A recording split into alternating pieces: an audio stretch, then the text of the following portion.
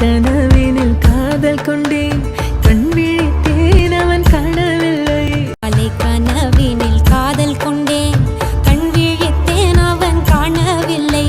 நான் சொன்ன நிறைய விஷயங்கள் உள்ள கொண்டு வந்தாங்க, லிசன் பண்ணாங்க. நான் சொன்னதை அப்படியே டிகோவாக ஃபாலோ பண்ணுவேன். அவங்க வந்து இந்த வருஷம் all India top score, second top score 298.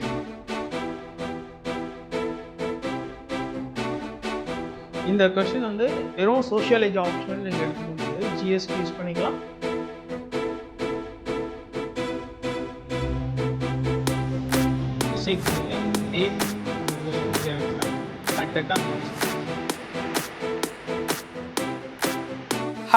Hi hello C last ஒரு ஃபியூ டேஸாக வந்து பார்த்தீங்கன்னா சோஷியல் மீடியாவில் ரொம்ப ஹாட்டாக ஒரு டாபிக் என்ன ஓடிட்டுருக்குனாக்கா, Chinmayi version of Muthamalai song and the version of Muthamalai song from Thug Life மூவிலேருந்து. சரிங்களா?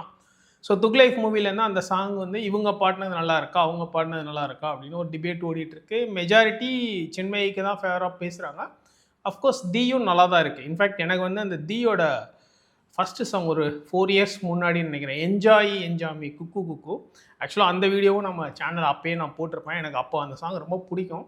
அதில் வந்து தீயோட வாய்ஸ் வந்து வரும், அது ஒரு மாதிரி யுனிக்காக இருந்தது. இப்போ ஜென்ரலாக நம்ம இந்த கானானாலே ஒரு மேல் வாய்ஸாக கேட்டு பழகிருப்போம். கானா பாலா, கானா சுதாகர், அந்த மாதிரி ஒரு மேல் வாய்ஸ் டோன்லேயே கேட்டு பழகின ஒரு பேட்டர்ன் கானா சாங்ஸ்னால்.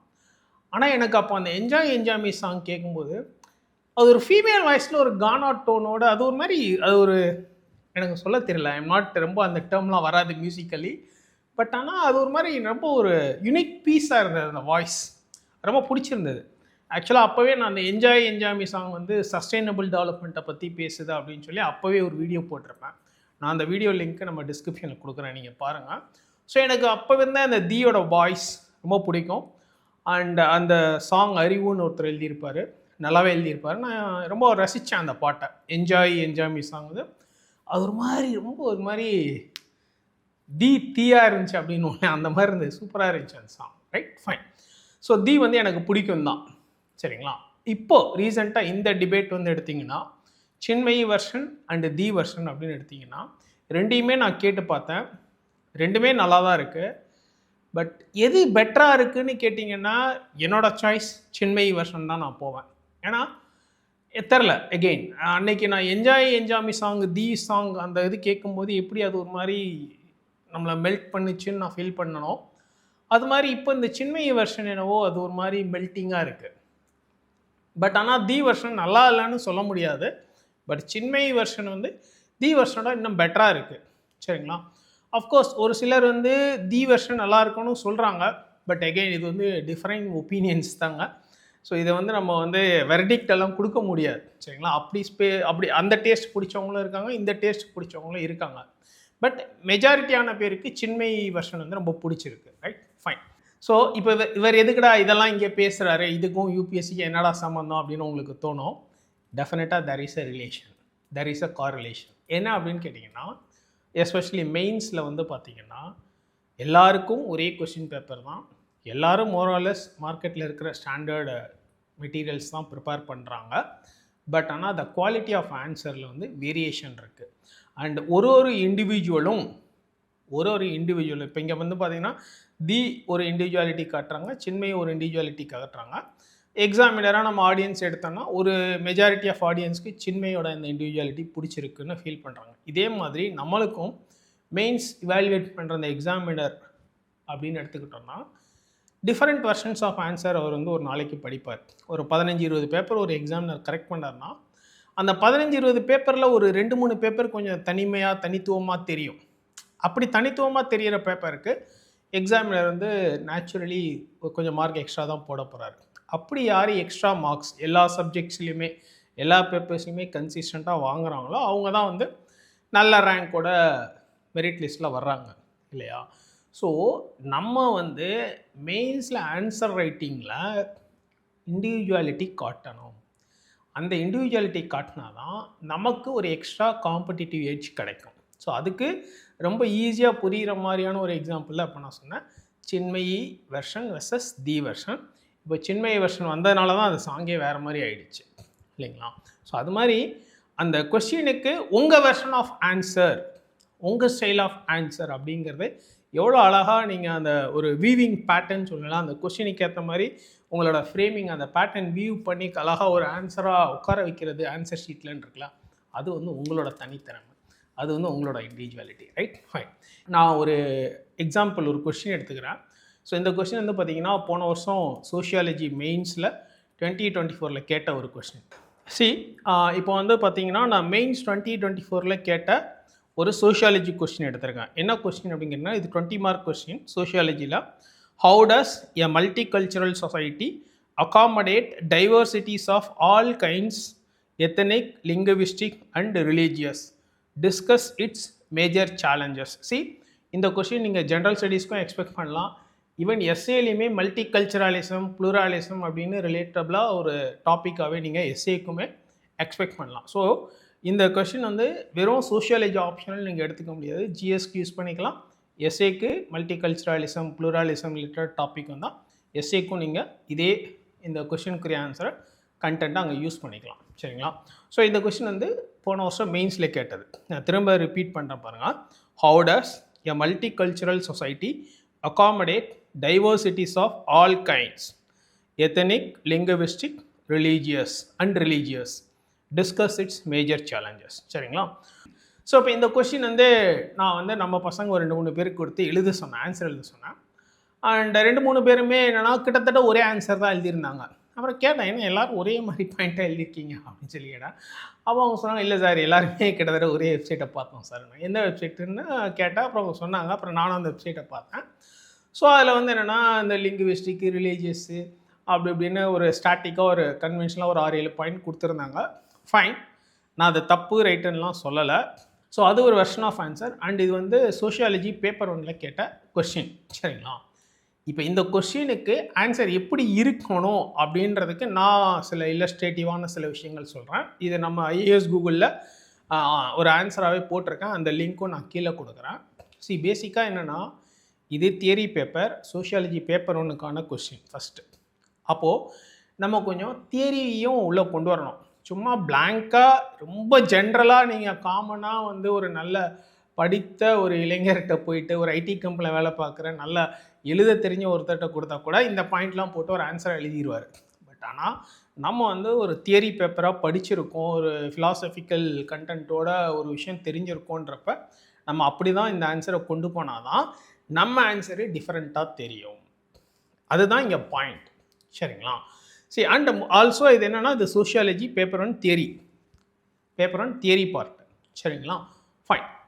இப்போது பிக்கு பரேக், வில் கீமிலிகா அப்படின்னு சொல்லி 2 திங்கர் இருக்காங்க. அவங்க 2 பேரும் மல்டி கல்ச்சுரலிசம் பற்றி பேசியிருப்பாங்க. ஸோ பிக்கு பரேக் அவர் என்ன சொல்லியிருப்பாருனாக்கா ஒரு சிவிலைஸ்டு டயலாக் ப்ராசஸாக கொண்டு போகணும் அப்படின்னு சொல்லியிருப்பார். அவங்க வில் கீமிலிகா வந்து லிபரல் அட்டானமி கொடுக்கணும் அப்படின்ற மாதிரி சொல்லியிருப்பாங்க. ஸோ இது வந்து கான்செப்ஷுவலி ரொம்ப ஷார்ட்டாக பிக்கு பரேக்கு தான் சொல்லியிருப்பார், வில் கீமிலிகா தான் சொல்லியிருப்பாருன்னு உங்களுக்கு சொல்லியிருக்கேன். பட் டீட்டெயில்டாக ஆன்சராக நான் கீழே லிங்க் டிஸ்கிரிப்ஷன் கொடுத்துருக்கேன், டிஸ்கிரிப்ஷனில் லிங்க் கொடுத்துருக்கேன், நீங்கள் போய் பாருங்கள். இப்போ என்னென்னா இந்த திங்கரை போட்டு அவங்க இப்படி சொன்னாங்க, அவங்க ஏன் இப்படி சொன்னாங்க, வில் கீமிலிகா இப்படி சொன்னாங்க, ஏன் இப்படி சொன்னாங்க அப்படின்ற ஒரு சப்ஸ்டான்சியேஷனோட நீங்கள் எழுதுனீங்கன்னா அதுவும் இந்த கொஸ்டின் வந்து 20 மார்க் கொஸ்டின். சோஷியாலஜி பேப்பர் 1 கேட்டது 20 மார்க் கொஸ்டின். அப்படி எழுதுனீங்கன்னா இப்போ நான் சொன்னீங்களா ஒரு 15-20 பேப்பரில் உங்கள் பேப்பர் தனியாக துண்டாக தெரியும். அப்படி துண்டாக தெரியும் போது தான் நீங்கள் உங்களுக்கான ஒரு காம்படிட்டிவ் எட்ஜ் கிரியேட் பண்ண முடியும். இன்ஃபேக்ட் இன்னொரு விஷயம் என்னென்னு கேட்டிங்கன்னா சோஷியாலஜி பொலிட்டிக்கல் சயின்ஸ் 2மே நான் தான் எடுக்கிறேன். ஏன்னா 2 ஆப்ஷனல் நாங்கள் படிக்கும்போது இந்த 2 ஆப்ஷன்லேயும் நல்ல ஸ்கோர் எடுத்தேன். சரிங்களா? அண்ட் 2மே நான் எடுக்கிறனால பொலிட்டிக்கல் சயின்ஸில் இருக்க நிறைய கண்டென்ட் சோஷியாலஜியில் அப்பப்போ இன்கார்பரேட் பண்ணி கொடுப்பேன். அது மாதிரி சோஷியாலஜியில் இருக்கிற கண்டென்ட்டையும் பொலிட்டிக்கல் சயின்ஸ்க்கு பசங்களுக்கு இன்கார்பரேட் பண்ணி கொடுப்பேன். ஸோ அப்படி தான் இந்த இடத்துல என்னென்னா இந்த மல்டி கல்ச்சுரலிசம்ன்றது பொலிட்டிக்கல் சயின்ஸில் பிக்கு பரேக், வில் கீமிலிகா வந்து ஃப்ரீக்வெண்ட்டாக கேட்குற ஒரு கொஸ்டின் தான். பட் சோஷியாலஜியில் அவ்வளோ ஃப்ரீக்வெண்ட்டாக கேட்குறது இல்லை. பட் போன வருஷம் கேட்டாங்க. அந்த மல்டி கல்ச்சுரலிசம்ன்ற விஷயத்தை வச்சு ஒரு கொஸ்டினாக 20 மார்க்காக கேட்டிருக்காங்க. அப்போது டக்குன்னு அங்கேருந்து இதை கொண்டு வரணும். நான் வந்து கிளாஸில் அந்த பொலிட்டிக்கல் சயின்ஸில் இருக்க கண்டென்ட்டை சோஷியாலஜிலையும் சொல்லிக் கொடுப்பேன். சரிங்களா. ஆனால் இன்ஃபேக்ட் சில கிளாஸஸ்லாம் பொலிட்டிக்கல் சயின்ஸ்க்கும் சோஷியாலஜிக்கும் காமன் செஷனாகவே வைப்பேன். அண்ட் அதுதான் இந்த யூட்டிலிட்டி அப்படின்றது. ஸோ அதுதான் வந்து இந்த 2 சப்ஜெக்ட்டுக்கும் உள்ள காமனாலிட்டி அண்ட் யூட்டிலிட்டி அப்படின்னு சொல்ல முடியும். சரிங்களா.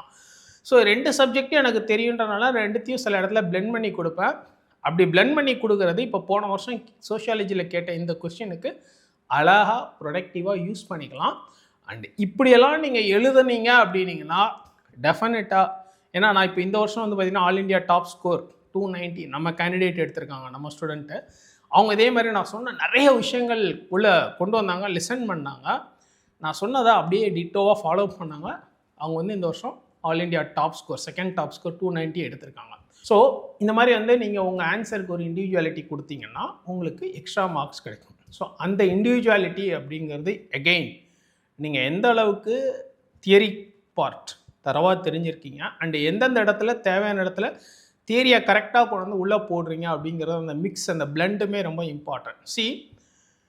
திரும்பவும் சொல்கிறேன், இது வந்து சோஷியாலஜி பேப்பர் 1ல் கேட்ட தியரி கொஸ்டின். ஸோ டெஃபினட்டாக பிக்கு பறைக்கோ இல்லை வீல் கிமிலுக்கெல்லாம் எழுதணும். அண்ட் இதெல்லாம் நீங்கள் தெரிஞ்சுக்கிட்டிங்கன்னா சம்டைம்ஸ் எத்திக்ஸுக்கு யூஸ் ஆகும், எஸ்ஏக்கு யூஸ் ஆகும்.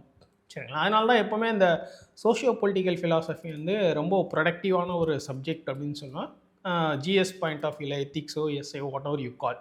சரிங்களா. இப்போ இந்த கொஷின் வந்து அதுக்கு ஒரு பெஸ்ட் எக்ஸாம்பிள். ஸோ இந்த கொஷினுக்கு நான் பார்த்த காமன் வெர்ஷன் ஆஃப் ஆன்சர் என்னென்னா ரொம்ப டெம்ப்ளேட்டாக, ரொம்ப என்ன சொல்ல ஆர்டினரியான ஒரு 6-7 பாயிண்ட்டு ஏதோ ஒரு வெப்சைட் பார்த்து எழுதியிருக்காங்க. ஃபைன், அது தப்பு ரைட்டுன்ற ஆர்குமெண்ட்டுக்குள்ளே போல், அது ஓகே.